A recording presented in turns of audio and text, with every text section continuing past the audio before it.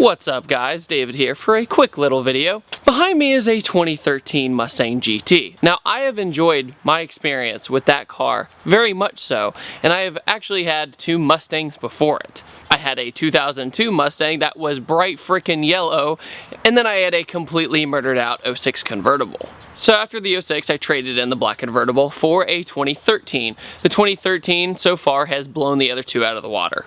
Ford says they have big plans for the 2015 Mustang, and many of you guys have asked me what my personal opinion on it is. So before we talk about the obvious that Car and Driver leaked the 2015 Mustang and gave a full 360 view of it, let's talk about the history of this concept. Back in 2011, Ford revealed a concept known as the Ford Evos concept, and it was revealed at the Frankfurt Motor Show. Now the reactions to it were very half and half. A lot of people liked it and a lot of people did not like it. It was very Aston Martin and very European. And then it was rumored that it could be the new Mustang. Now when that was revealed, a ton of the community just completely lost it. Lots of people went crazy and they said, oh, it looks nothing like a Mustang, it's too Aston Martin, it's too European. Well, a lot of people's argument for that was that the baby boomer market was kind of stopped buying cars. The retro thing's been done since 2005, and the other companies such as Dodge and Chevy followed the Mustang's kind of footsteps and did kind of a retro thing as well. So the retro thing's been done for a while now, and it's starting to get burnt out for a lot of people. So the baby boomers aren't really buying cars as much. Therefore, Ford is thinking, oh, we need to have a younger target audience. So thus they think more European-esque. That's where a lot of people thought Ford was going with this. As the year went into 2012, other rumors emerged that the V8 might be completely ditched. Now that would have been a terrible idea by Ford. That would take away one of their biggest target audience, and that is American muscle and V8s in general. Not to mention the Coyote Motor just came out and it's a fantastic motor. In my opinion, it's one of Ford's biggest achievements. So why would they get rid of the Coyote that quickly? Now the rumor is that it would have a 6-cylinder EcoBoost motor instead. And to some people that was like, oh cool, turbochargers, and to a lot of people it was, oh no, American muscle's dead.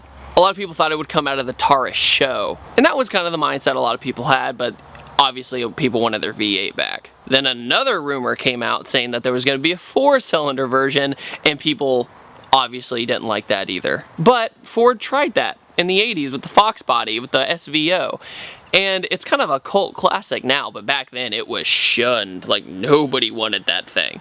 So then a new version of a car came out known as the Ford Fusion, and it had a ton of Evos concept in it. Very Aston Martin, and a lot of people called it the poor man's Rapide, essentially. And a lot of the demographic responded well to it. They thought it looked very Jaguar-esque and Aston Martin-esque, just like the other thing. But then a ton of other people were saying, don't touch my Mustang. Don't make it that way. So time goes by, and then spy shots are revealed of the front end of the Mustang.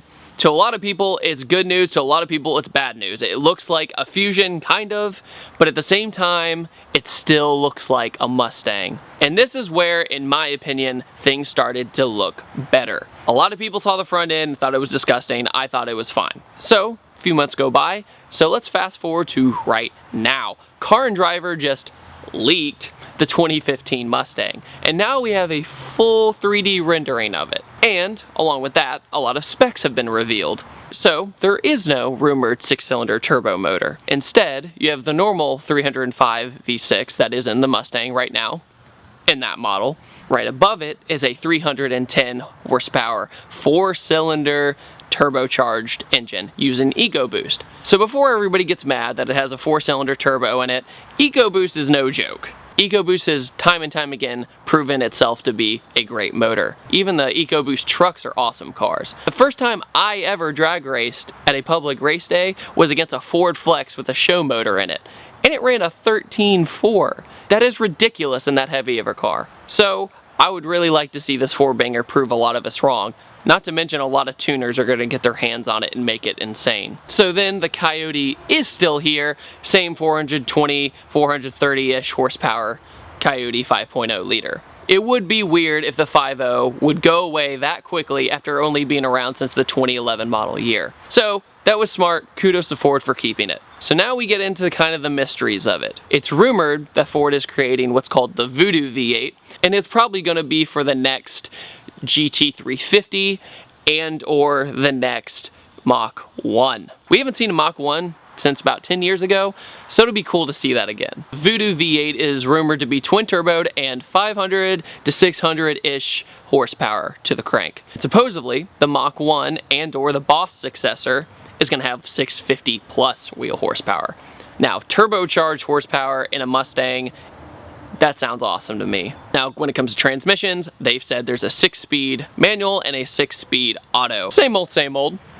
But Ford is also rumored to be developing a 10-speed automatic. 10-speed? Dang. I mean, gas saving? Now, along with that, it has been confirmed that the 2015 will have independent rear suspension. So for the handling guys, it's really good news. For a lot of drag racing guys, it's debatable. I personally don't really have a problem with it. 03 to 04 Cobras had independent rear suspension and they turned out just fine. Not to mention, they're pretty much legends in the Ford community now. A lot of people just swapped out the independent rear for rear axles anyway. So if they really wanted to do it that bad, they could do it. Now, as for materials, the Mustang will be dropping 400 pounds. That is a big deal. They're going to be using different materials and other things like that. All that, all that sorcery the engineers know how to do with that I will never be able to. But they're dropping 400 pounds. So that means it'll be lighter and even quicker than this one already is. And that's pretty awesome. Unfortunately though, I think the price is going to go up due to the materials are probably harder to get their hands on and the manufacturing cost is probably going to be a little bit higher. Now what you guys came here for is my opinion on the entire car.